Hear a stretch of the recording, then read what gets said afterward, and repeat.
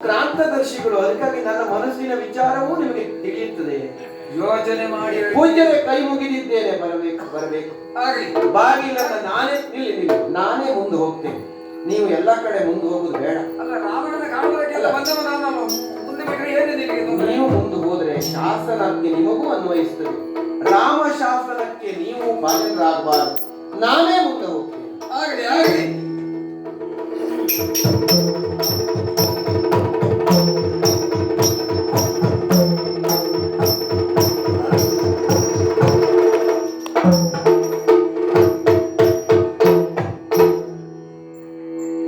ಲಕ್ಷ್ಮಣ, ದೂರ್ವಾಸರು ರಾಮ ಬನ್ನಿ ದೂರ್ವಾಸನ ಪೀಠವನೇ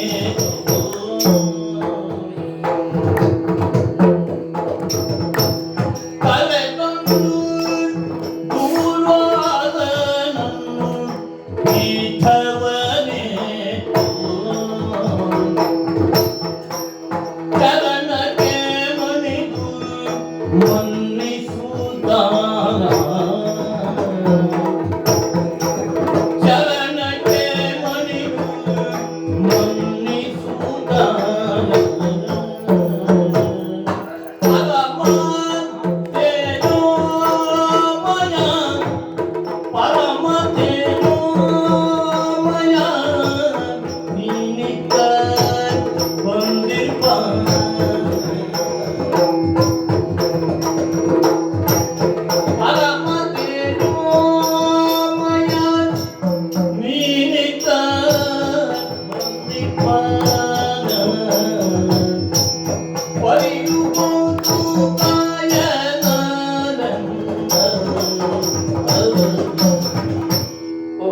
ದೂರ್ವಾಸರು ಅನಂತ ಪ್ರಣಾಮಗಳನ್ನು ಅರ್ಪಣೆ ಮಾಡ್ತಾ ಇದ್ದೇನೆ. ಬನ್ನಿ, ಹೀಗೆ ಬನ್ನಿ, ಹೀಗೆ ಬನ್ನಿ. ಆಗಲಿ ಆಗಲಿ. ಹೇಗೆ ಬನ್ನಿ. ನನ್ನ ಕರಗಳನ್ನೇ ಹಿಡಿದು ನಿನ್ನ ಒಳಮನೆ ಪ್ರವೇಶ ಮಾಡಿಸ್ತಾ ಇದೆಯಲ್ಲ ಸ್ವಾಮಿ, ಉಚಿತವಾದಂತ ಆಸನವನ್ನು ಕೊಟ್ಟಿದ್ದೀಯಲ್ಲ. ಧ್ಯಾನದ ಒಳ ಮಂದಿರ ಇದು. ಮಂದಿರ ದೊಡ್ಡದಾಗಿಲ್ಲ, ಆದರೆ ಧ್ಯಾನ ದೊಡ್ಡದು. ನಿಮ್ಮಂಥವರು ತಪಸ್ಸಿಗೆ ಕುಳಿತರೆ ಹುತ್ತ ಸುತ್ತ ಬೆಳೀತದೆ ಅಂತ ನಾವು ಕೇಳಿದ್ದೇವೆ. ನಮಗೂ ಹುತ್ತದೊಳಗೆ ಪ್ರವೇಶ ಮಾಡುವ ಒಂದು ಸಂಸ್ಕಾರ ಬರುವುದು ಮಂತ್ರಾಲೋಚನೆಯ ಮಂದಿರಕ್ಕೆ ಬಂದಾಗ. ಇಲ್ಲಿಗೆ ನೀವು ಬಂದ್ರಲ್ಲ, ಮಂತ್ರ ತಾನಾಗಿ ಪ್ರಕಟ ಆದ ಹಾಗೆ, ತತ್ವಜ್ಞಾನ ತಾನಾಗಿ ಆವಿರ್ಭವಿಸಿದ ಹಾಗೆ ನೀವು ಒಡಮೂಡಿದ್ರಿ ಸ್ವಾಮಿ. ಬರಬೇಕು. ನಿಮ್ಮ ಕರಗಳಿಗೆ ಅರ್ಘ್ಯ, ಪಾದಗಳಿಗೆ ಪಾದ್ಯ, ಬಿಡ್ತೀಯ ನೀನು ಅದನ್ನು? ಕ್ಷಿಪ್ರವಾಗಿ ಲಘುವಾದ ಉಪಚಾರ ಮಾಡ್ತಾ ಇದ್ದೇನೆ. ಎಲ್ಲಿಯೇ ಇದ್ರು ಮಾಡಬೇಕಾದ ಕೈಂಕರ್ಯ ಏನು, ಅದನ್ನು ಮರೆಯುವನಲ್ಲ. ನಿಮ್ಮಂತಹ ಪೂಜ್ಯರು ಹೇಳಿದ ಪಾಠ ನೆನಪಿದೆ ಸ್ವಾಮಿ. ಉಪಚಾರ ಅಂದರೆ ಉಪಾಧಿಯ ಒಳಗೆ ನಾವು ಪ್ರವೇಶ ಮಾಡುವುದು. ಕಣ್ಣಿಗೆ ಉಪಚಾರ ಮಾಡಬೇಕು ಅಂದರೆ ಕಣ್ಣಿಗೆ ಅದರ ತೈಜಸವಾದಂತಹ ನಯನೇಂದ್ರಿಯ ನಮಗೆ ಸಿಗುವುದಿಲ್ಲ. ಕಣ್ಣು ಗುಡ್ಡೆಗೆ ಉಪಚಾರ ಮಾಡುತ್ತೆ. ಚಕ್ಷುರು ಗೋಳಕಕ್ಕೆ ಉಪಚಾರ ಮಾಡಿದ್ರೆ ಅದು ನಯನೇಂದ್ರಿಯಕ್ಕೆ ಉಪಚಾರ ಮಾಡಿದ ಹಾಗಾಗ್ತದೆ. ನಿಜವಾಗಿ ನಿಮ್ಮ ಅವಧೂತ ಧರ್ಮಕ್ಕೆ ನಾವು ಉಪಚಾರ ಮಾಡಬೇಕು. ಬಟ್ಟೆ ಲೋಕಕ್ಕೆ ಬೇಕು, ನಿಮಗೆ ಬಟ್ಟೆ ಬೇಡ. ಯಾಕೆ? ತಪಸ್ಸಿನ ಬಟ್ಟೆಯೊಳಗೆ ಮುಂದೋಗಿದವರು ದುರ್ವಾಸ. ಆ ಪದವೇ ಹೇಳ್ತದೆ. ಇಷ್ಟು ಹೇಳದೇ ಇದ್ರೆ ಯಾಕೆಂದ್ರೆ ದುರ್ವಾಸ ಪರಿಣಾಮದ ಈ ಬಟ್ಟೆ ಕೊಳೆಯಾಗಿದೆ ಅಂತ ಗ್ರಹಿಸಿದರೆ ಲೋಕವೆಂಬುದು ಎಷ್ಟು ಕೊಳೆ ಅಂತ ತೋರಿಸುವುದಕ್ಕೆ ಕೊಳೆಯಾದ ಬಟ್ಟೆ ಉಟ್ಟವರು. ಉಟ್ಟವನ ಮೈಗೆ ಕೊಳೆ ತಾಗುವುದಿಲ್ವಲ್ಲ, ಪುಷ್ಕರ ಪಲಾಶದಂತೆ ಪರ್ಣದಂತೆ ಒಳಗಿದ್ದು ಅಂಟಿಸಿಕೊಳ್ಳದೆ ಇರುವಂತಹ ನಿಮ್ಮ ಅವಧೂತ ಮನೋಧರ್ಮ, ಪಂಚ ಜ್ಞಾನೇಂದ್ರಿಯಗಳನ್ನು ಮಡಿ ಮಾಡಿಕೊಂಡವರು. ನೋಡುತ್ತಾ ನೋಡುತ್ತಾ ಅಂಟಿಸಿಕೊಳ್ಳುವುದು ನಮ್ಮಂತಹ ಸಂಸಾರಿಗಳ ಸ್ವಭಾವ. ನೋಡಬೇಕಾದದ್ದನ್ನು ನೋಡುತ್ತೇವೆ, ನೋಡಬಾರದೇ ಇದ್ದದ್ದನ್ನು ನೋಡುತ್ತೇವೆ. ನೋಡಿದಾಗ ನಯನದ ಜೊತೆಗೊಂದು ಅಂಟು, ರೂಪದ ನಂಟು ಬಂತು. ಈ ಅಂಟು ನಂಟುಗಳನ್ನ ಕೊಳೆಯುವುದಕ್ಕೆ ನೀವು ನೋಡುವುದಿಲ್ಲ, ನೋಡಿದರೂ ಅಂಟಿಸಿಕೊಳ್ಳುವುದು. ಅವಧೂತ ಧರ್ಮ ಅಂದ್ರೆ ಇದೆ. ಅವಧೂತ ವರಿಷ್ಠರು ನೀವು. ಪೂಜ್ಯರಾದಂತಹ ಅತ್ರಿ ಅನಸೂಯ ಅವರ ಪವಿತ್ರ ದಾಂಪತ್ಯ ಪ್ರಪಂಚಕ್ಕೊಂದು ಆದರ್ಶ. ಪರೀಕ್ಷೆಗೆ ಬಂದವರು ಸಾಧಾರಣ ವ್ಯಕ್ತಿಗಳಲ್ಲ, ತ್ರಿಮೂರ್ತಿಗಳು, ಸೃಷ್ಟಿಕರ್ತ, ಸಂಹಾರಕರ್ತ, ಸ್ಥಿತಿಕರ್ತ. ಅವರೇ ಪರೀಕ್ಷೆಗೆ ಬಂದರೆ ತನ್ನ ಪಾತಿವ್ರತ್ಯದ ಬಲದಿಂದ ತ್ರಿಮೂರ್ತಿಗಳನ್ನು ಮಕ್ಕಳಾಗಿಸಿದ ಮಹಾತಾಯಿ ಅನಸೂಯ. ಲೋಕವನ್ನ ಕಾಪಾಡುವ ತ್ರಿಮೂರ್ತಿಗಳು ಮಕ್ಕಳಾಗುತ್ತಾರೆ ಅಂದರೆ ದೇವರನ್ನು ಮಗುವಾಗಿಸಿದ ತಾಯಿ. ಆದ್ದರಿಂದಲೇ ಮಕ್ಕಳನ್ನ ನಾವು ದೇವರು ಅಂತ ಭಾವಿಸೋದು. ಮಕ್ಕಳೆಲ್ಲ ದೇವರು ಯಾಕೆ ಅಂತಂದ್ರೆ ದೇವರೇ ಮಕ್ಕಳಾದರು, ಆದ್ರಿಂದ ಮಕ್ಕಳೆಲ್ಲ ದೇವರು ಅಂತ. ಬಹುತೇಕ ಅದೇ ತೊಟ್ಟಿಲಲ್ಲೇ ನಮ್ಮನ್ನು ಇಟ್ಟು ತೂಗಿರ್ಬೇಕು. 3 ಮಕ್ಕಳು, ಅದಕ್ಕೆ ಹೇಳಿತು ದೂರ್ವಾಸರು, ಚಂದ್ರಮ, ಮಲಕ್ಕಾರಕನಾದ ಚಂದ್ರ, ದತ್ತಾತ್ರೇಯ, ಪರಮ ವಿರಕ್ತರು, ವೈರಾಗ್ಯ ಮೂರ್ತಿಗಳು. ನೀವು ಸಂಸಾರಕ್ಕೆ ಬಂದರೂ ಸಂಸಾರ ಬಿಟ್ರಿ ನೋಡಿ, ಸಂಸಾರವನ್ನು ಬಿಟ್ರಿ ಓರ್ವ ಅಲ್ವಾ? ಸಂಸಾರ ಬಿಟ್ಟರೆ ನೀವು ಓರ್ವ. ಸಂಬಂಧದಲ್ಲಿ ನೋಡಿದರೆ ಮಾವನು ಓರ್ವ ಮಾಮ ಮದುವೆಯಾದ ಮೇಲೆ ಹೆಂಡತಿ ಬಿಟ್ಟ ಅಳಿಯನು ಓರ್ವ. ಇದಕ್ಕಿಂತ ದೊಡ್ಡ ಅವಧೂತ ವೃತ್ತಿ ಇದು ಏನುಂಟು? ಬಹುಶಃ ಅನಿವಾರ್ಯ ಆದರೆ ಹೆಂಡತಿ ಬಿಡುವುದಕ್ಕೆ ನೀವೇ ಮಾರ್ಗದರ್ಶನ ಮಾಡಿ. ಆದರೆ ಬಿಡಿಸಲಾರದ ಬಂಧನ, ಪವಿತ್ರವಾದ ಬಂಧನ ಅದು. ದೇವತೆಗಳಿಂದ ಸಾಧ್ಯವಾದ್ರೆ ಅದು ಮಾಡಬೇಕು ಎಂಬ ಸೂಚನೆ ಉಂಟು. ಅಲ್ಲಲ್ಲ, ಅದು ಮಾರ್ಗದರ್ಶನ, ಎಲ್ಲ ಮಾರ್ಗದರ್ಶನ ಅದು. ಆದ್ದರಿಂದ ನೀವು ಒಳಗೆ ಬಂದಿರಿ ಅಂತ ಹೇಳೋದಕ್ಕೆ ಇಟ್ಟು ಮಾತಾಡಿತು. ಗೊತ್ತಿಲ್ಲದೆ ಇದ್ರು ನೀವು ಒಳಗಿದ್ದೀರಿ, ಈಗ ಒಳಗೆ ಬಂದರಲ್ವಾ? ಆದ್ದರಿಂದ ಮತ್ತೆ ಪ್ರವೇಶ ಒಳ್ಳೆಯ ಪ್ರವೇಶ. ಯಾಕೆ ಒಳ್ಳೆಯ ಪ್ರವೇಶ ಹೇಳ್ತೇನೆ ಅಂತಂದ್ರೆ, ಋಷಿ ಮುನಿಗಳ ಸೇವೆ ಮಾಡಬೇಕು ಅಂತ ನಮಗೆ ಅಮಿತವಾದ ಮನಸ್ಸುಂಟು. ಋಷಿಗಳೇ ಪ್ರಾರ್ಥಿಸದೇ ಇದ್ರೆ ಹೇಗೆ ಉಪಚಾರ? ಕಾಡಿನಲ್ಲಿ ಸಂಚರಿಸುವಾಗ ಬೇರೆ ಬೇರೆ ಋಷಿಗಳ ಆಶ್ರಮವನ್ನು ನಾವೇ ಪ್ರವೇಶ ಮಾಡ್ತಿದ್ವಿ. ಯಾಕೆ? ಬಾಗಿಲಿಲ್ಲ, ತೆರೆದ ಬಾಗಿಲು ಅಂತ ಹೇಳಲಿಕ್ಕೆ ಅವಕಾಶ ಇಲ್ಲ, ಬಾಗಿಲೇ ಇಲ್ಲದ ಆಶ್ರಮಗಳು. ಆದ್ದರಿಂದ ಯಾವ ಆಶ್ರಮಕ್ಕೆ ಬಾಗಿಲಿಲ್ಲವೋ ಅಲ್ಲಿ ಸುಲಭವಾಗಿ ರಾಮ ಪ್ರವೇಶ ಮಾಡ್ತಾರೆ. ರಾಮ ಪ್ರವೇಶ ಮಾಡಿದ ಮೇಲೆ ಅಲ್ಲಿದ್ದ ಗುರುಗಳು ಹೇಳ್ತಾರೆ, ಇದು ಸಿದ್ಧಾಶ್ರಮ, ಆದ್ದರಿಂದಲೇ ಪ್ರಸಿದ್ಧಾಶ್ರಮ ಅಂತ. ಸ್ವಾಮಿ, ಆದ್ದರಿಂದ ಅರಣ್ಯದಲ್ಲಿ ನಾವಿಲ್ಲ, ನಮಗೆ ಋಷಿಮುನಿಗಳು ಸಿಗುವುದಿಲ್ಲ, ಅರಮನೆಯ ಒಳಗಿದ್ದೇವೆ. ಇಲ್ಲಿ ಬಹಳ ಭದ್ರವಾದ ಬಾಗಿಲುಂಟು. ತಟ್ಟದೇ ಇದ್ದರೆ ಬಾಗಿಲು ತೆಗೆಯೋದಿಲ್ಲ. ಕೆಲವೊಮ್ಮೆ ತಟ್ಟಿದರೆ ತೆಗೆಯೋರಿಲ್ಲದೆ ಇದ್ದರೆ ಬಾಗಿಲನ್ನು ದಾಟುವುದಕ್ಕೂ ಆಗೋಲ್ಲ. ಭದ್ರವಾದ ಬಾಗಿಲಿದ್ದು ಬಾಗಿಲನ್ನ ಹಾಕಿದರೂ ಒಳಗೆ ಬರುವ ಮನಸ್ಸಿದ್ದರೆ ನೀವು ಒಳಗೆ ಒಡಗೂಡ್ತೀರಲ್ಲ, ರಾಮನಿಂದ ಯಾವ ಸೇವೆ ಆಗ್ಬೇಕು ತಮಗೆ? ರಘುರಾಮ ಕೇಳು ಸಾವಿರ ವರ್ಷ ತಪದಲ್ಲಿ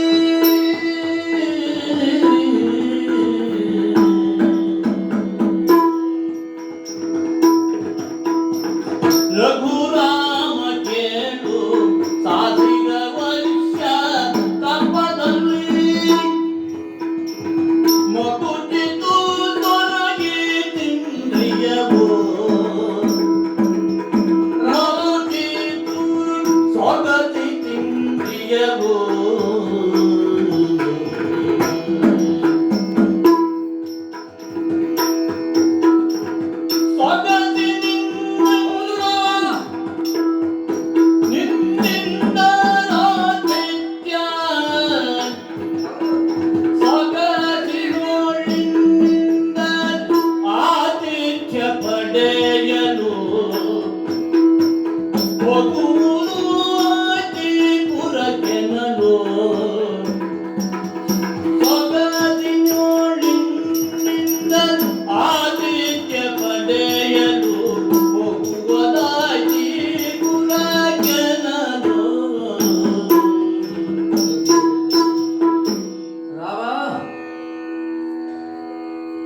ಅಯೋಧ್ಯೆಗೆ ಹೋಗಬೇಕು ಎಂದ ಕ್ಷಣ ಹೊರಟು ಬಂದೆ ನಾನು. ಸರಿಯಾಗಿ ನನ್ನನ್ನು ನೋಡು. 1000 ವರ್ಷದ ತಪಸ್ಸು ಹ್ಮ್ ಮಗುಚಿತ್ತು. ಸಾವಿರ. 1000 ಅಂತ ನನಗೆ ಗೊತ್ತಾಗ್ಲಿಲ್ಲ. 1000 1000ಕ್ಕೆ ಕಡಿಮೆ ಇಲ್ಲದಷ್ಟು ಕಾಲ ಹ. ತಪಸ್ಸನ್ನು ಆಚರಿಸಿದೆ ನಾನು. ನಿಮ್ಮಂಥವರ ತಪಸ್ಸು ಅಂದ್ರೆ 1000ದ ತಪಸ್ಸು. ಹಾಗಾಗಬೇಕು ಎಂಬ ಆಸೆಯಲ್ಲೇ ಕುಳಿತುಕೊಳ್ಳುವುದು. ಹಾಗೆ ಅಷ್ಟು ಕಾಲ ಕಳೆದದ್ದರಿಂದ ನನ್ನನ್ನು ಸರಿಯಾಗಿ ನೋಡು. ಸ್ವರಗಿತೀಂದ್ರಿಯವು ದುಃಖದಿಂದ ಹೇಳುವುದಲ್ಲ, ಹೀಗಾಗುವುದಕ್ಕೆ ಕಾರಣ ಉಂಟು ಅಂತ ಹೇಳಿದೆ. ತಪಸ್ಸು ಮಾಡಿದ್ರೆ ದೇಹ ಸೊರಗ್ತದೆ ಅಂತ ಆದ್ರೆ ತಪಸ್ಸನ್ನೇ ಮಾಡಬಾರ್ದಲ್ಲ, ಹೀಗೆ ಆಲೋಚನೆ ಮಾಡುವವರು ಇರ್ಬೋದು. ನಮ್ಮಂಥವ್ರು ಹೇಗೆ ಸ್ವರಗಿದ್ರು ಸ್ವರಗಲಿ ಪ್ರಪಂಚದ ಹಿತಕ್ಕಾಗಿ ನಮ್ಮ ಉದ್ಧಾರಕ್ಕಾಗಿ ತಪಸ್ಸು ಇರಲಿ ಅಂತ ತಪಸ್ಸನ್ನು ಮಾಡುವುದು. ಇಂದ್ರಿಯ ಸ್ವರಗಿತು. ಇವತ್ತು ತಪಸ್ಸಿನಿಂದ ಎಚ್ಚರಗೊಂಡೆ, ನನ್ನ ದೇಹವನ್ನೇ ನಾನು ನೋಡಿಕೊಂಡೆ. ದೇಹ ಹೀಗಾಗುವುದಕ್ಕೆ ತಪಸ್ಸು ಕಾರಣ ಅಲ್ಲ, ಬೇಕಾದದ್ದು ಒಳಗೆ ಹೋಗದೇ ಇದ್ದದ್ದೇ ಕಾರಣ ಅಂತ ಆಲೋಚನೆ ಮಾಡಿ ನಿರಾಹಾರಿಯಾಗಿ ತಪಸ್ಸನ್ನು ಮಾಡಿ. ಹಾಗಾದ್ರೆ ಈ ದೂರ್ವಾಸನ ಈ ಸ್ವರಗುವಿಕೆ ನೀಗುವುದು, ಅವನ ಹಸಿವು ಇಲ್ಲವಾಗುವುದಕ್ಕೆ ಯಾರು ಯಾರು ನನ್ನನ್ನೇ ನಾನು ಪ್ರಶ್ನೆ ಕೇಳಿಕೊಂಡದ್ದು. ಅದಕ್ಕೆ ರಾಮ ರಾಮ ಎಂಬ ಉತ್ತರ. ರಾಮ ಎಲ್ಲಿ ಎಲ್ಲಿ ಅಂತ ಕೇಳಿ ಅಯೋಧ್ಯೆ ಅಯೋಧ್ಯೆ ಎಂಬ ಉತ್ತರ ಬಂದದಿಷ್ಟಕ್ಕೆ. ದೇಹ ನೋಡು, ನಿನ್ನಿಂದ ಒಂದು ಆತಿಥ್ಯವನ್ನು ಪಡೆದ್ರೆ ನನ್ನ ಈ ದೇಹದ ನ್ಯೂನತೆಗಳು ಆದದ್ದೇನುಂಟು ಅದೆಲ್ಲ ನಿವಾರಣೆ ಆಗುತ್ತೆ ಎಂಬ ಆಸೆಯಿಂದ ಬಂದಿದ್ದೇನೆ. ಮುಂದೆ ನೀನು ಆಲೋಚನೆ ಮಾಡಬೇಕು. ನೀನು ಆಲೋಚನೆ ಮಾಡಿ ಏನೆಲ್ಲ ಮಾಡ್ತೀಯೋ ಅದನ್ನು ನಾನು ಮಾಡಿಸಿಕೊಳ್ಳಬೇಕು. ಹೋಗ್ತೀರಿ ಒಗಟಾಗಿ ಮಾತಾಡ್ತೀರಿ. ಅಂದರೆ ಯಾಕೆ ಅಂತಂದ್ರೆ 1000 ವರ್ಷ ತಪಸ್ಸಿನಲ್ಲಿ ದೇಹ ಸ್ವರಗಿದೆ. ತಪಸ್ಸು ಅಂದ್ರೆ ಯಾವ್ದು ಇರ್ಬೋದು ಹಾಗಿದ್ರೆ ಉಪವಾಸ ಇರಬೇಕು.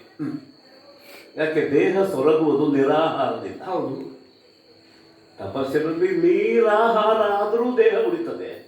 ಅದನ್ನು ಬಿಟ್ರೆ ಹಾಗೆ ಅಲ್ವಾ? ಅನ್ನ ಪಾನ ಎಲ್ಲ ತ್ಯಾಗ ಮಾಡಿ ಉಪವಾಸ ಮಾಡಿದ್ರೆ ದೇಹ ಸೊರಗಿತು. ಹಾಗೆ ಇಂದ್ರಿಯ ದುರ್ಬಲ ಆಯಿತು. ಯಾಕೆ ಇಂದ್ರಿಯಗಳನ್ನು ಅತಿಯಾಗಿ ಬಳಸಿದರೆ ಇಂದ್ರಿಯ ದುರ್ಬಲ ಆಗುತ್ತೆ.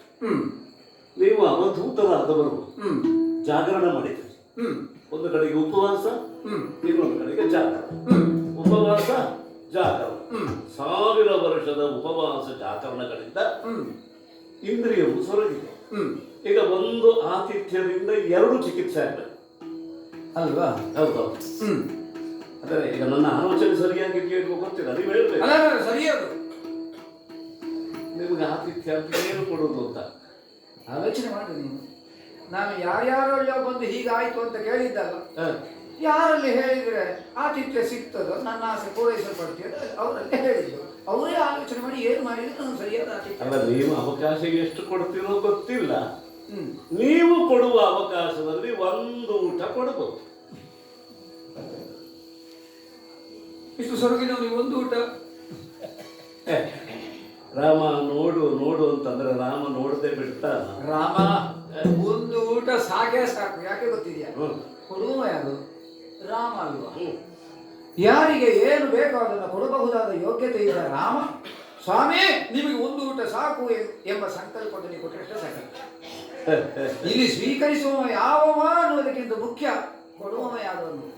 ನೀನು ಮನಸ್ಸು ಮಾಡಿ ಒಂದು ಊಟ ಕೊಟ್ಟರೆ ಸಾಕು. ನಿನ್ನ ಎದುರಿಗೆ ತೇಗ್ತೇನೆ ನಾನು. ನೋಡು, ಹೊಟ್ಟೆ ತುಂಬ ಹೋಗ್ತದೆ. ಲಕ್ಷ್ಮಣ ಅಣ್ಣ ನಗುತ್ತ ಲಕ್ಷ್ಮಣ ಗೆದ್ದ ವಿಗಡರಿ ಮುನಿಗಳು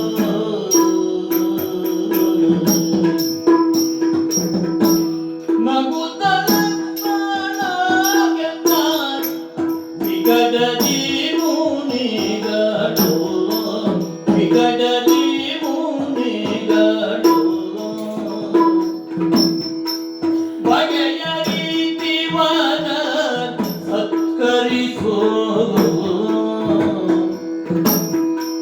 ಬಗೆಯ ರೀತಿವಾದ ಸತ್ಕರಿಸೋ ಓ ಭೂಮಿಗೆ ಇಂದ ಬೀಳ್ಕೊಟ್ಟು ಬಾಸದೆಂದು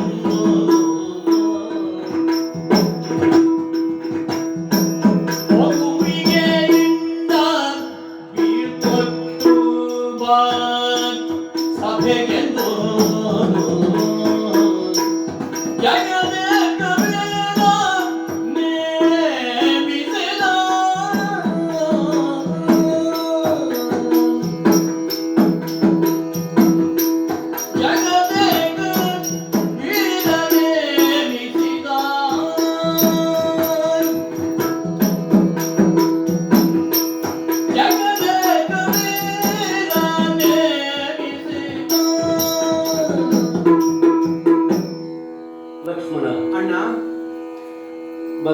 ಯಾರು ಅಂತ ತಿಳ್ಕೊಂಡ್ಯ? ಪೂಜ್ಯರಾದ ದುರ್ವಾಸರು. ಅಲ್ಲಪ್ಪ, ಅಂದ್ರೆ ಪೂಜ್ಯರಲ್ಲ ಅಂತಲ್ಲ, ಪರಮ ಪೂಜ್ಯರು. ಪೂಜ್ಯರು ಅಂದ್ರೆ ಪೂಜೆಯ ಅಪೇಕ್ಷೆ ಇದ್ದವರು ಪೂಜ್ಯರಾಗಬಹುದು. ಪೂಜೆಯ ಅಪೇಕ್ಷೆಗೆ ಇಲ್ಲ. ವಿಗಡರಿ ಮುನಿಗಳು. ಹೌದು, ನಾನು ಸತ್ಕರಿಸುವುದಕ್ಕೆ ಹೊರಟಾಗ ಒಲ್ಲದ ಮನಸ್ಸಿನಿಂದ ಕ್ರುದ್ಧರಾಗಿ ಕೂತಿದ್ದರು. ಒಂದು ಮಾತು ಹೇಳಿದ್ರು ನಾವು ಗಮನಿಸಬೇಕು. ರಾಮರಾಜ್ಯದಲ್ಲಿ ಹಸಿವೆ ಇಲ್ಲ, ಪ್ರಜೆಗಳಿಗೆ ಸಂಕಟ ಇಲ್ಲ, ಅವರ ಇಂದ್ರಿಯಗಳು ಸೋಲುವುದಿಲ್ಲ. ಯಾಕೆ? ನಾವೇ ಪ್ರಶ್ನೆ ಕೇಳಿಕೊಂಡಿದ್ದೆವು. ಪ್ರಜೆಗಳಿಗೆ ಏನೇನು ಅಪೇಕ್ಷೆ ಪಡ್ತಾರೋ ಅದನ್ನು ನಾವು ಒದಗಿಸುತ್ತಾ ಬಂದವರು. ಅಷ್ಟರಿಂದ ಆದದ್ದಲ್ಲಪ್ಪ. ಲೋಕದ ಹಸಿವನ್ನೆಲ್ಲ ಗಂಟು ಕಟ್ಟಿ ತಮ್ಮ ಜಠರದಲ್ಲಿ ಬಚ್ಚಿಟ್ಟವರಿಗೆ. ಇವರ ಉಪವಾಸ ಅಂದ್ರೆ ಲೋಕದ ಹಸಿವನ್ನು ಗಂಟು ಹಾಕಿ ಜಠರದಲ್ಲಿ ಬಚ್ಚಿಡುವುದು. ಎಲ್ಲಿಯವರೆಗೆ ದೂರ್ವಾಸರು ಉಪವಾಸ ಮಾಡ್ತಾರೋ ಅಲ್ಲಿಯವರೆಗೆ ಪ್ರಜೆಗಳಿಗೆ ಉಪವಾಸ ಇಲ್ಲ. ಅವರು ಮೃಷ್ಟಾನ್ನ ಭೋಜನ ಮಾಡಿ ತೆಗೆತಾರೆ. ರಾಮರಾಜ್ಯದ ಮೂಲ ಸೂತ್ರ ಎಲ್ಲಿದೆ ಅಂತ ಗಮನಿಸಿ.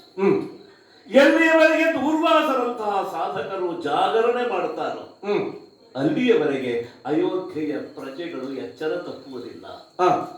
ಇಂದ್ರಿಯಗಳನ್ನು ಸಂಯಮನದಲ್ಲಿ ಇಟ್ಟು ಸದಾ ವಿವೇಕಿಗಳಾಗಿ ನಡ್ಕೊಳ್ಳುತ್ತಾರೆ. ಆದ್ದರಿಂದಲೇ ಸಾಧಕರಾದವರು ಪರ್ವತಗಳಲ್ಲಿ ನೆಲೆಸಿ ಗುಹೆಯ ಒಳಗೆ ಪ್ರವೇಶ ಮಾಡಿ ಯಾರಿಗೂ ಕಾಣದೇ ಇದ್ದ ಹಾಗೆ ಸಾಧನೆ ಮಾಡ್ತಾರೆ. ಅದು ಸಾವಿರದ ತಪಸ್ಸು. ಲೋಕಕ್ಕೆ ಸಾವನ್ನು ತಂದುಕೊಡುವ ಹಸಿವು ಮತ್ತು ಅವಿವೇಕ, ಅದನ್ನ ನಿಯಂತ್ರಿಸುವುದೇ ಸಾವಿರದ ತಪಸ್ಸು. ಆದ್ದರಿಂದ ವಿಗಡರು ಸಾಧಾರಣ ತಪಸ್ವಿಗಳು ಅಂತ ತಿಳ್ಕೊಳ್ಬೇಡ. ಇಂಥವರನ್ನ ಆರಾಧನೆ ಮಾಡೋದು ಬಹಳ ಕಷ್ಟ, ಬಹಳ ಕಷ್ಟ. ಮಗುವಿನ ಹಾಗಿದ್ದು ಬಿಡಬೇಕು ಲಕ್ಷ್ಮಣ. ನಾವು ಪ್ರೌಢರಾದರೆ ಅಪಾಯ. ಮಗುವಿನ ಮುಗ್ಧತೆಯೇ ಸಾಧಕರನ್ನು ಮುನ್ನಡೆಸುವ ಸಿದ್ಧತೆ ತಮ್ಮ. ಆದ್ದರಿಂದ ಮಗುವಿಗೆ ಇಲ್ಲ ಇವರನ್ನ ಸತ್ಕರಿಸಿ ಆಮೇಲೆ ಸಭೆಯಲ್ಲಿ ಬಂದು ಕಾಣಬೇಕು. ಸ್ವಾಮಿ ಅಪ್ಪಣೆ. ಒಂದು ಸಂಕೋಚ ನನಗೆ, ತಪ್ಪು ತಿಳ್ಕೊಳ್ಬಾರ್ದು. ಏನದು? ಅನ್ನವನ್ನು ಕೊಡುವವರು ಯಾರು ಎನ್ನುವುದರ ಮೇಲೆ ಹಸಿವು ನಿರ್ಣಯ ಆಗ್ತದೆ ಅಂತ ಹೇಳಿ ಲೋಕಕ್ಕೆ ಗೊತ್ತಿಲ್ಲದ ರಹಸ್ಯ ಇತ್ತು. ನಮ್ಮ ಅನ್ನವನ್ನ ನಾವೇ ಸಿದ್ಧಪಡಿಸಿಕೊಡುತ್ತೇವೆ ಎಂಬ ಅಹಂತ್ವ ಲೋಕಕ್ಕೆ ಬಂದಿದೆ. ಅನ್ನ ನಮ್ಮ ಅನ್ನ ನಾವು ಸಿದ್ಧಪಡಿಸೋದಲ್ಲ, ನಮ್ಮ ಕರ್ಮ ಸಿದ್ಧಪಡಿಸ್ತದೆ, ನಮ್ಮ ಕಾಯಕ ಸಿದ್ಧಪಡಿಸ್ತದೆ. ಕಾಯಕ್ಕೆ ಬೇಕಾದ ಅನ್ನವನ್ನು ಸಿದ್ಧಪಡಿಸುವುದು ಕಾಯಕ. ಆ ಕಾಯಕದಿಂದ ಸಿದ್ಧವಾದ ಅನ್ನ ಬಡಿಸುವವರು ಯಾರು ಅಂತ ಕೇಳಿದ್ರೆ ಅವನನ್ನ ಯಜಮಾನ ಎಂಬ ಗೌರವಯುತವಾದ ಪದದಿಂದ ಹೇಳ್ತೇವೆ ಅಲ್ವಾ ಬರ್ತೇನೆ. ಆ ಮನೆಯ ಯಜಮಾನ, ಈ ಮನೆಯ ಯಜಮಾನ, ಈ ಊರಿನ ಯಜಮಾನ, ಆ ಊರಿನ ಯಜಮಾನ ಅಲ್ಲ. ವಿಶ್ವವೆಂಬ ಯಜ್ಞವನ್ನ ಮುನ್ನಡೆಸುವ ವಿಶ್ವಂಭರನ ನಿಜವಾದ ಯಜಮಾನ. ಅವನು ಕೊಡುವ ಅನ್ನ ಆದ್ರೆ ಒಂದು ಊಟ ಸಾಕು ಅಂತ ತೋರಿಸಿ ಬಿಟ್ಟಲ್ಲ ಪ್ರಪಂಚಕ್ಕೆ. ಇದಕ್ಕಿಂತ ಉತ್ತಮ